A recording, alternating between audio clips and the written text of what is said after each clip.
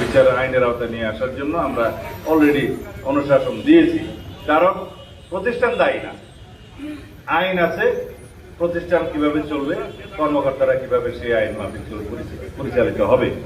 যদি কিছু সংখ্যক কর্মকর্তা কর্মচারী বিপদগ্রস্ত হয় বা বিপদে যায়, তারা পার্সোনালি দায়ী, কোনো প্রতিষ্ঠান দায়ী না। আমরা সেই দৃষ্টিতেই দেখি। ঠিক আমেরিকা যে সময় র্যাবের উপরে স্যাংশন দিয়েছিল, সেই সময় র্যাব এমন কিছু কর্মকাণ্ডে জড়িত ছিল, রাজনৈতিক হাতিয়ার হিসেবে ব্যবহৃত হয়েছিল। সেই সময় ফ্যাসিবাদী সরকারে যারা দণ্ডমুণ্ড ছিলেন, শেখ হাসিনা তার রাজনৈতিক হাতিয়ার হিসেবে তাদের উদ্দেশ্য চরিতার্থ করার জন্য, একদলীয় শাসন ব্যবস্থা এবং একদলীয় রাষ্ট্র ব্যবস্থা কায়েমের জন্য যে উদগ্র বাসনা তাদের ছিল, সেটা কায়েমের জন্য এইভাবে অনেক প্রতিষ্ঠানকে ব্যবহার করেছে। সেই কারণে র্যাবের উপরে যে স্যাংশনটা আমেরিকা ইম্পোজ করেছে, সেটা এখনো বহাল। কিন্তু আমরা যদি এলিট ফোর্স হিসেবে একটা নতুন কোর্স রিনেমড করি বা রেজ করি, সেখানে হয়তো তারা বিষয়টা পুনর্বিবেচনা করবেন, সেটা আশা করা যায়। এখন অনেক কিছু বাকি আছে, দেখা যায়। Thank you. কমিটি করে দিয়েছে এবং সেই আইনটা আমি নিজে লোক আপ করব, এবং সেই আইনটা আমার সামনে এখনো আসেনি। আমি কিছু সময় দিয়েছি, সেখানে বিশ্লেষণ করার কাজ করছি।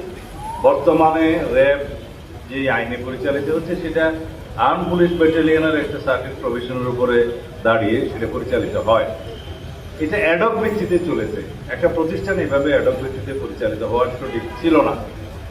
এখন আমরা সেটা আইন করব আলাদা এলিট ফোর্সের জন্য। সেখানে অথরিটি দেওয়া থাকবে, তাদের রেসপন্সিবিলিটি ফিক্স করা থাকবে, এবং সেই ক্ষেত্রে তাদের জবাবদিহিতা, অ্যাকাউন্টেবিলিটি এবং ট্রান্সপারেন্সিটাও নিশ্চিত হবে। সেই হিসাবে আইনটা আসবে। এখনো ডিটেইল বলার সময় আসেনি। একটা ধারার অধীনে, সেটা তো আজকে না, সেটা আরো 10-12 বছর আগে, 15 বছর আগে থেকে চলছে, এবং সেটা আমি মন্ত্রণালয়ের দায়িত্বে আসার পরে দেখলাম যে সেটা ঠিক না। একটা বাহিনী রেজ দিয়েছে, তার জন্য সুনির্দিষ্ট আইন থাকতে হবে এবং তাদের দায়িত্ব বন্টন করা থাকবে, সেখানে স্বচ্ছতা থাকবে এবং জবাবদিহিতা থাকবে। সেই হিসাবেই অন্যান্য বাহিনী যেভাবে আছে ওভাবে থাকবে, কিন্তু এই আইনটা সেভাবে নয়, যে ডিফেক্টিভ ছিল, এখনো তাই আছে। আমরা এখন সংশোধন করব। নতুন প্রত্যাশা জনপ্রত্যাশা অনুযায়ী জননিরাপত্তা নিশ্চিত করতে হবে। সেই জন্য একটা এলিট ফোর্স অবশ্যই দরকার হবে। তাদের যে equipments, logistics, training, facilities, assets সবকিছু সেখানে যাবে। মাননীয় মন্ত্রী, সর্বশেষ একটি প্রশ্ন। মাননীয় মন্ত্রী,